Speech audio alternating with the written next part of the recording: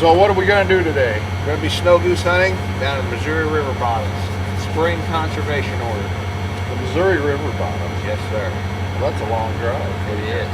Oh, we got a ways to go. We're going to hammer down. Oh, okay. Very good. It's going to be good. There's a lot of geese in the area. They're making their spring migration back north. You got some last night? Yep. So we got it all scouted out. You got the decoys set up. Pretty much.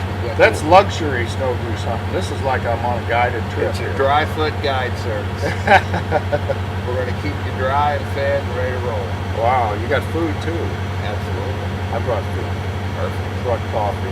Excellent. I brought honey buns. One of my favorites. Who do we got with us here? We've got Mr. Curt Bowen in there. Kurt, come out here and then let's see who you are. We're going to meet a couple other gentlemen down there, and we're going to make it happen. That's our Kurt. Where are you from? I'm originally from Shelbine area. Uh-huh. Yeah, that's where my parents live right now. So. All right. So we're gonna engage these the white horde. Correct. Saving the tundra. All right. Sounds good. Jeff, meet Tom, Jeff. Hi, Tom. Hey, Jeff. You can remember Tom's name. It's like tomorrow. Tom Morrow. We're gonna do better tomorrow. I like your moving decoy there. You like that? Yeah. That black-faced decoy. That is good. Yeah, we got enough things that can flare them. Why have one more, right? Yeah. That's beautiful. I ain't never heard of that before. What else you got, Arnold? You got guns and bags and stuff?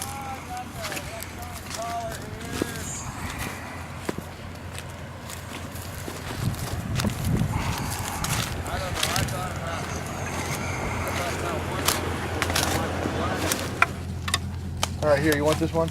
I don't care. That one will work. Here's a speaker. We got to camouflage that dog blind I brought and that layout blind that Curt's in. We had to get some corn in it. It'll be cloudy. It had pretty much corn in it already. Did it? Good. Oh, we got corn and everything a little bit, you know. Okay. We need to hunt more.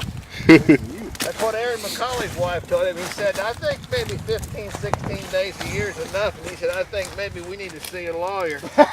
And of course, now he's the owner of the old Habitat Flats. Okay, I'll be back. Okay. Where?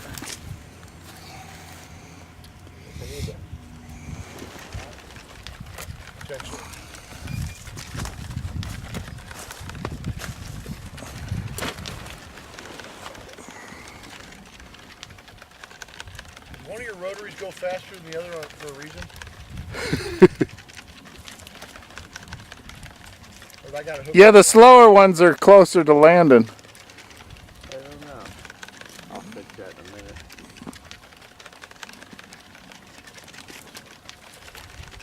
I'm about to do a really good day.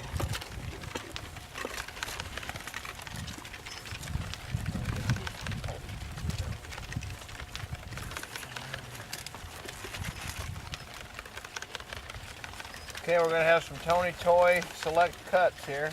No, I got the same CD, but I'm not playing it today. Both speakers working? This one over here is.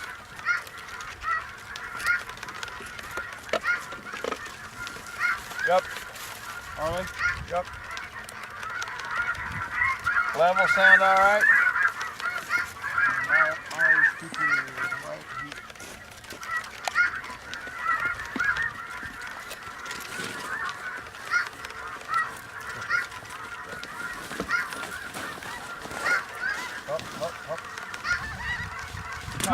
John.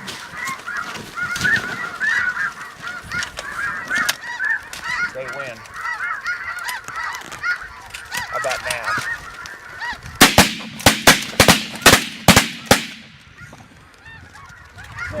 Caught with our pants down. Randall, you gotta go with Scout. Scout goes first, buddy. That's not how it's supposed to happen, Tom. But it happened.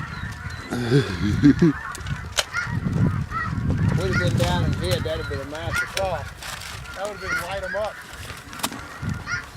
Harley, Come on, Scatter. you're gonna have to shoot more than one for you, dog. Come on, Scat. Catch up. Come on, buddy.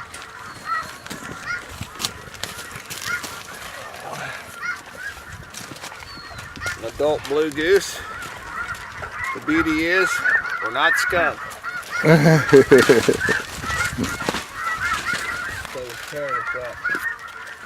They shot like little girls. Well, I mean, they were flaring. They were flaring. But they wouldn't have been, you know what I'm Oh, saying? that would have been ugly. So, I hear more. Is that a good omen? It could be.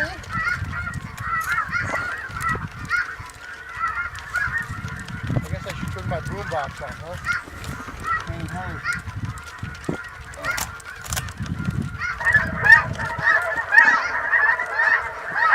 Although they seem to like it without the sound.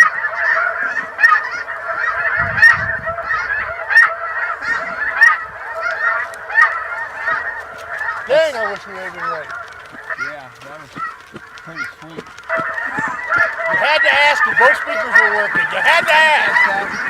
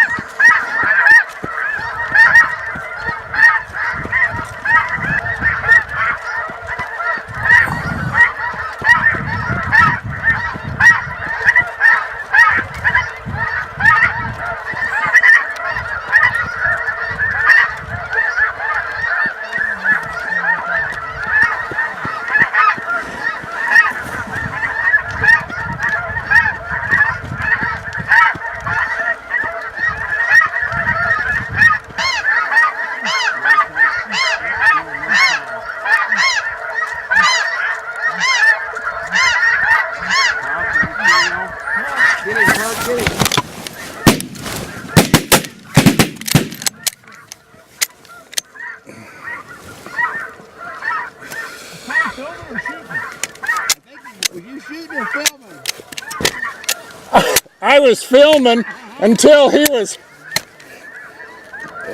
just looked like my goose.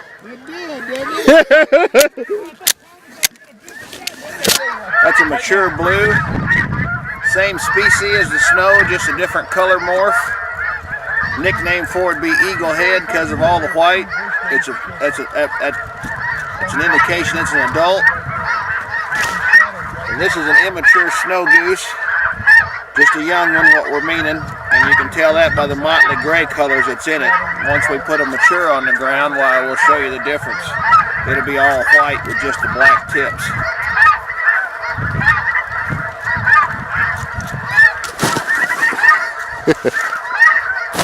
Keep them close to you, something to play with.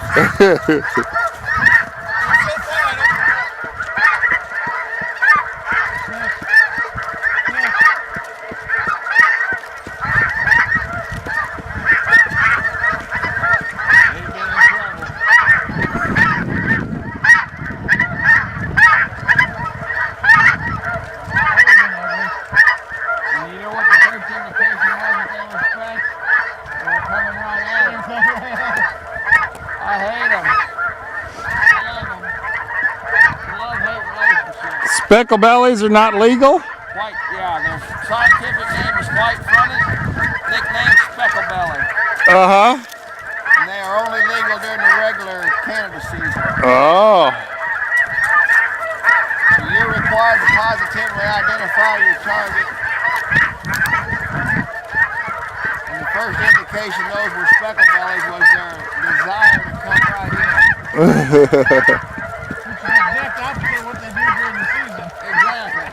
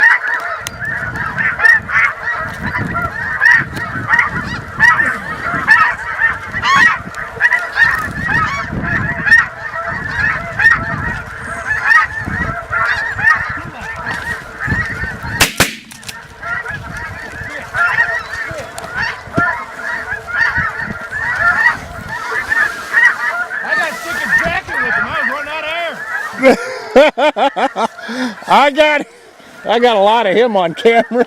Did you get the sparrow out? Uh-huh. I think so. I had it on wide. The best I could anyway. That was beautiful.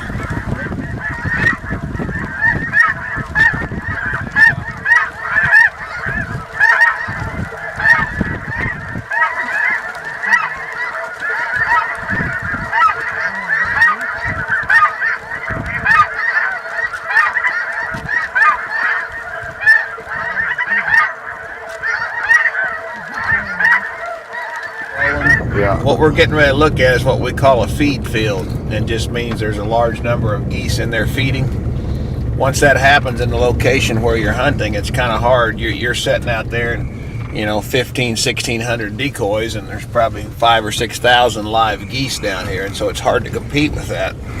But it's not all bad news. I mean, once dinner is dismissed down here, oftentimes they'll head back to water in smaller groups and give us some decoy action. Is what we can hope for, and we're starting to see them there. Yeah, they look like a flocks of pigeons. Boy, they're right next to the road. They are right next to the road.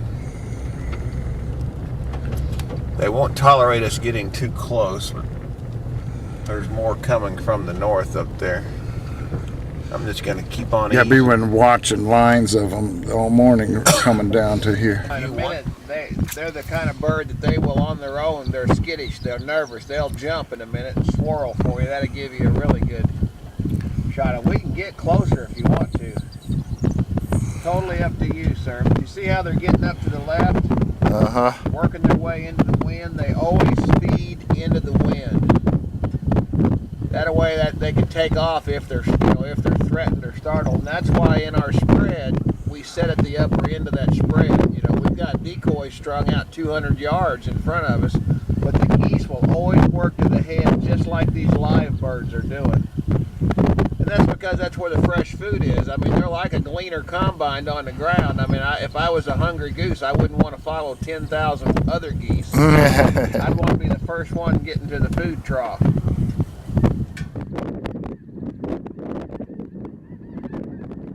Untold thousands of ducks and geese that have fed in these fields, and so they start to feed them out. Well, they typically, waterfowl being wary, they start in the center of a field and they work their way to the edges. So you can see these snow geese have worked their way all the way to this gravel road, probably because that's where most of the food is at. Uh-huh. It's not a science, but the theory is pretty solid. Yeah. We don't really want to scare them completely for our hunting efforts. You know, them dismissing on their own would be the best.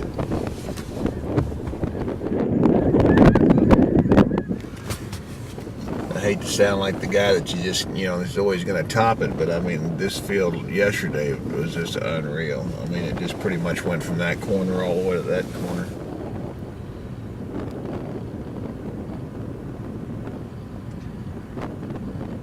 Notice these high birds coming in. Unlike our decoys, they'll suck all the way into these live ones because they're live, swirling, flying geese.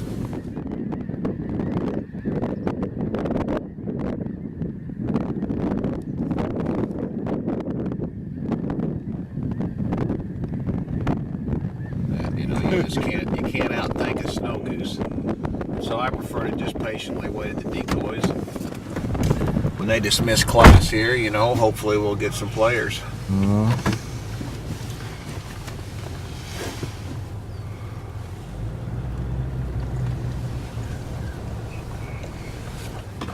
You were explaining earlier about the conservation order started in Somewhere around 2000, I think, it was enacted by the U.S. Fish and Wildlife Service to try and curb the population. Bill Clinton was the sitting president when they signed that into law. You know, I mean, it's a hunting season, obviously, but they don't consider it as such. It's a conservation order. And so they're actually overpopulated to a catastrophic number, and they're destroying literally thousands of acres of their own habitat. snow geese, you know, unlike the Canada goose, you know, a pair of Canada geese will each have its own nesting area or pond or lake or marsh. They're very territorial in that effect, but snow geese nest in colonies. I've never been to a nesting colony, but I've seen pictures where the, you know, the nest will just be a few feet apart, and so therefore there's a very large number of geese on these nesting areas, which is all, you know, northern Canada, Alaska, the Arctic, Siberia, these things. That's where they call home for at least 3 months out of their lives every year. And so they nest in very dense colonies, and they do what's called grub. They eat the vegetation that's in those areas, and they grub the foliage and the grasses out by the roots, and they don't come back. You know, they do not grow back. And so therefore that area that's overgrubbed and overnested just turns into an acidic wasteland. I've seen the satellite photos of them, and it's amazing, really. And that's all from an overpopulated, you know, species, you know, doing most harm to itself, but there's a whole ecosystem up there, or ecosystem, that, you know, depends on that area. And so the biologists and those that understand this from a scientific point of view say that they need to be reduced, and so that's what we're doing. We're giving it our best shot anyway, aren't we, Tom? So. Yeah. Well, one of the reasons they became overpopulated was just the difficulty. They travel in such large groups, difficulty to hunt them. Yes. Look at what we're going through today. We say 1,600 decoys are out in the field we're hunting. That's correct. And, you know, the Midwestern sportsmen and outdoorsmen hunters, we really didn't understand how to hunt them, and so it's kind of evolving. And this conservation order has been very relaxed. There's no plugs in our shotguns, so we can use the electronic collar, and then there's no limit, which is kind of a moot point this morning because you know, we've bagged 3 so far, but you know, on the days when the stars align and everything comes together and you've got lots of birds, why you know, you can rack up some numbers. And so it's interesting that the sportsman once again is going to play a role in, you know, the true caregiver or the true watchdog of a species. We come under attack all the time from the animal rights groups because they have a sympathy for the individual animal, whereas the sportsman, I mean, I'd be the first to stop if they told me I needed to stop. And I want to be the first in line to start when they tell me we need to reduce their numbers. And so we're once again going to play an important role in managing a species, or so that's the hope. You know, no one's really sure. There's just theories and what we think happened for them to be overpopulated. As you said, they were little understood. They're high flyers. They travel in big flocks.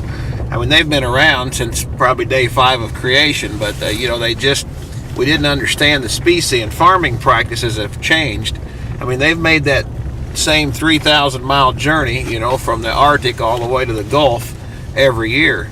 But 50, 60, 100 years ago, you know, and before that, farms was tiny. You know, a 50-acre farm field. Fall plowing was very prevalent, so they turned the ground over each year from the farming practice. And so the food was pretty scarce for that journey. And as farming practices changed, and we went from a few hundred acres to a few thousand-acre fields, and practices such as no-till, where the grain would just lay waste, you know, that the combines missed, was there for their journey, you know, all the way from Canada all the way to the Gulf and back. And so they kept returning healthier and healthier, and there was, you know, less death in that journey, and so slowly their populations grew to the point that they are today. And you know, there's a lot of different ideas about how many there are actually out there, because they're not holding still long enough for us to count them, but anywhere from 12 to 16, 18, 20 million is what some believe that we're dealing with the north of, you know, the population. There you can see, and you know, you can see right now, you can't really see our decoys, but I can see Curt and Jeff standing up. Standing, yeah. Mm-hmm. There you can start to see some white in the field. Well, and even in the regular season, you can't hunt with the electronic collars. That's correct. And there's no way to make even 10 guys blowing calls in a decoy spread of 1,600 to sound like the flock. That is correct. You can't mimic that much movement in the flock. It's they're tough to fool. They are. They literally, since the conservation order has came into effect, these geese are hunted 9 months out of every year. They pretty well in Canada, they'll start hunting them in September, and then someone is hunting them on their entire journey all the way down to the Gulf and Texas and down through Louisiana, and then on their return trip they'll still be hunting them in Canada. When they first arrive back, they'll take a good whack at them even in as late as May. And so in this part of Missouri, usually by the 1st of April, most of them has made it north of us. They'll follow the snow line. They may be called snow geese, but they can't tolerate snow on the ground cover because they can't forage down to find the grain. And so this migration will move northward up against the snow line and then stop, and wait for melting and what have you. But this year there's not much of a snow line due to the unseasonably warm weather, and there's already, some of these geese are already in the Dakotas. There's literally nothing to stop them, and they're in a hurry to get home and repopulate. So all hunters have their theories. What makes them want to migrate any given day? My theory is I do not know. I just like it when they do.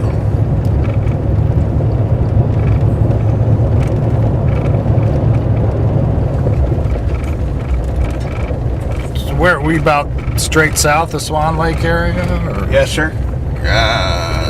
We are straight south of Swan Lake.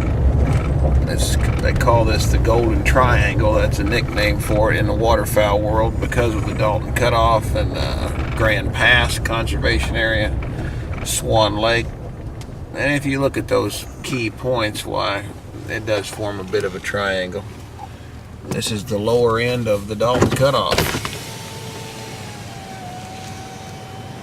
That's where a lot of those geese we saw this morning come from. They've spent the night on that water somewhere. It's a lot larger than what you're seeing. A few duck blinds out there. Sure. I don't completely understand the ownership, but it's private. It's privately owned, and those people with those blinds, that's their little piece of the pie, a little slice of heaven for the waterfowler. Yeah, they probably could potentially kill a few ducks and geese out of there. They do, yeah. Yeah, it's a very traditional and long-standing duck hunting spot, and I can hear some Canada geese on there right now somewhere. Mm-hmm. It is the waist of the hourglass, especially up in northern Missouri. It's that Mound City, Squaw Creek area. You want me to take you up? I was kind of thinking the migration kind of came straight from the south, from Texas, snow goose. Texas has been famous for snow goose hunting for a lot of years. And it does. I mean, these birds that you're seeing, certainly spent time south of us. But for this general region, when you see the migratory flocks, it's an east to west type deal. So they've come from the south, and they're cutting over now to catch the northwestern corner of our state and parts of Nebraska. You take like the folks that live in Iowa. If you went and do north of here to Iowa, they don't have a lot of snow goose hunting available to them. They're just that they don't see many snow geese. But right through this central region is the waist of that hourglass of the 8, 9, 10, 12 states that have this conservation order in effect. You're in the waist of the hourglass. It's kind of interesting. A lot of geese funnel through here over the course. And then they go farther west up the Missouri. Right. They'll follow the Missouri on up into the Dakotas, North Dakota, South Dakota. There's a couple of geese working the spread right there. We'll see what happens. And what will probably happen, they'll give a demonstration of their intelligence, circle just out of gun range, and then leave. But we'll see. Those may be speckle bellies, or white fronts would be the official name. Yep, they're on the fringe. They get pretty serious. If they're legal geese, they're just about in trouble if they're legal. You're getting ready to find out.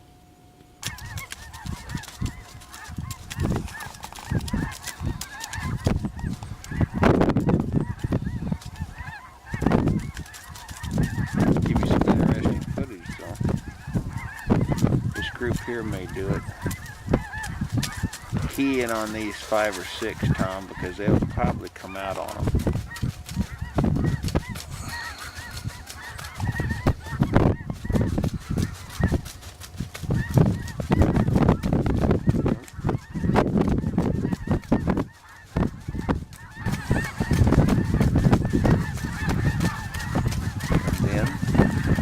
There were none.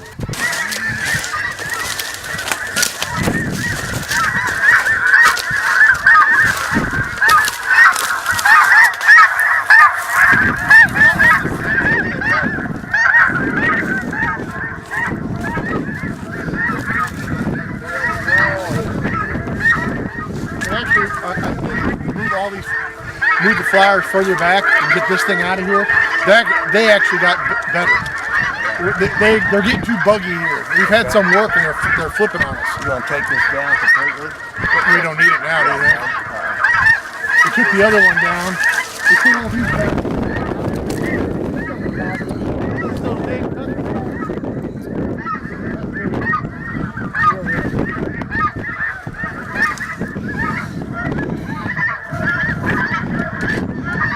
Curt, you're just like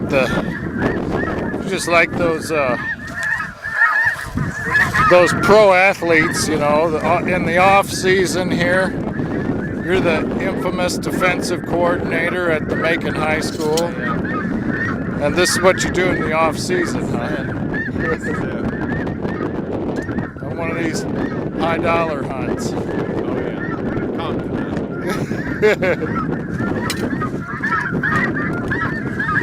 Hey, we got some here.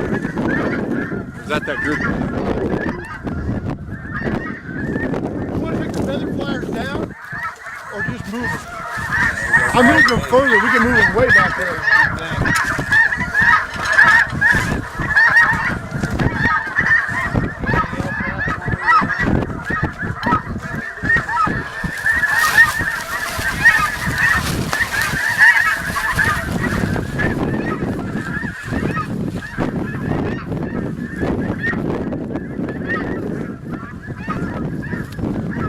Adult snow right here. Pretty good, you know, large in size. Pink legs. They call that the grin patch there on its beak. Looks sort of like teeth. But then if you compare that to the Ross goose, which is a different species, it's like a miniature snow. Same black markings on the wings, white, pink feet. When you put them side by side, it gives you some idea of the difference in the size of the beaks. Bird overall. It's definitely not just a small snow goose, it's its own species. And these really aren't problematic. They're not destroying the tundra or an ecosystem, but you know, the people that make the laws understand the average hunter's not going to be able to tell the difference in that. No. You know, coming at you laying in a layout blind. So. Yeah. So we're at 2 species for the day, and this is a nice comparison of an adult blue goose. And again, the blue and the snow are the same species, they're just different color morphs.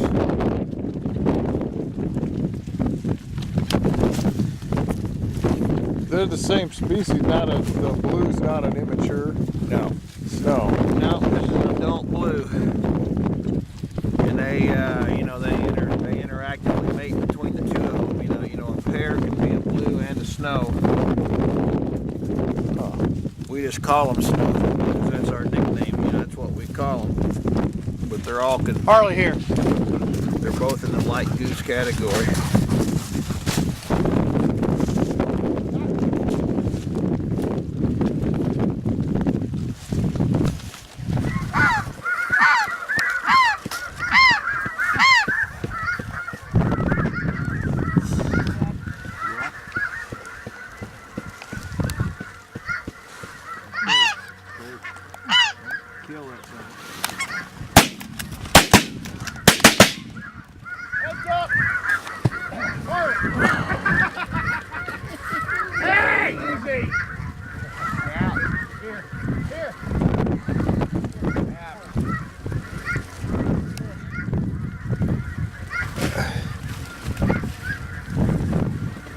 Dog fight over a bird.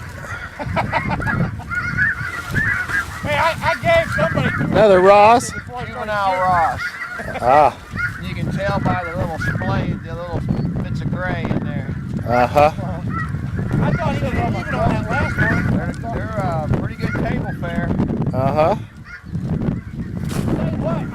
I pulled it out of the ground, shot a blue goose over the top of the stick, smashed the decoy to the ground. Nice. The goose and the decoy are still on the stick. Impaled. Impaled it back. Really? Well, we were sitting there and these guys dropped him over there and I go, boom! Well, The goose went back there and some fell. low flyers leaving that And my target. dog went running back there and he kept like, I go, come on, fetch it up. He kept pulling it. Like he's the son of the mother. Clean this, pick this up, do this all last week. Doesn't cough. Since I helped him get that job, I don't know how to do it. You don't have a chance.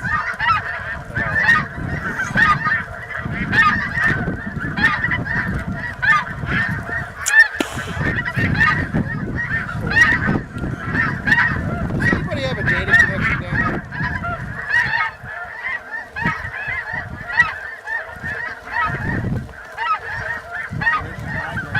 That's a migrator. We consider them migrators, Tom, above us.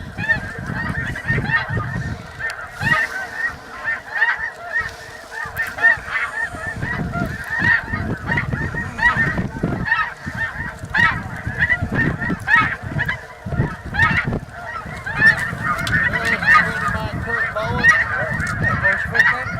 Curt, go get it. Over here on the camera is Tom. Hey, Tom. Hello. Uh-huh. How you doing? I'm all right, thanks. What'd you say your name was? Bill. Bill. Well, we got some migrators.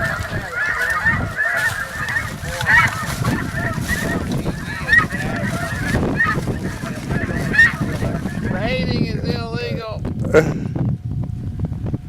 Leaving the spread brings them in. Going to the bathroom brings them in. Best play of the day is probably coming because Kurt's off to the side out there. We'll probably drop 10 or 15.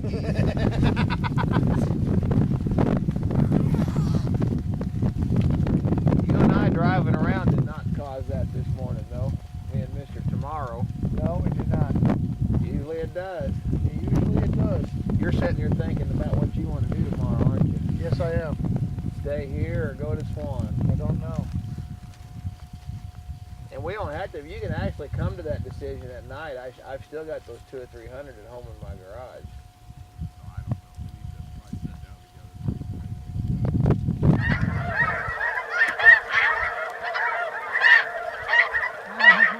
Wow, what a day. I got to learn a lot about snow goose and snow goose hunting. My first successful snow goose hunt. I really thank Arnold Compton for making it a great day. He's a great entertaining guy to be around. Got a chance to meet a couple more good hunters, and I'm just in awe about the number of these birds, and they're really beautiful.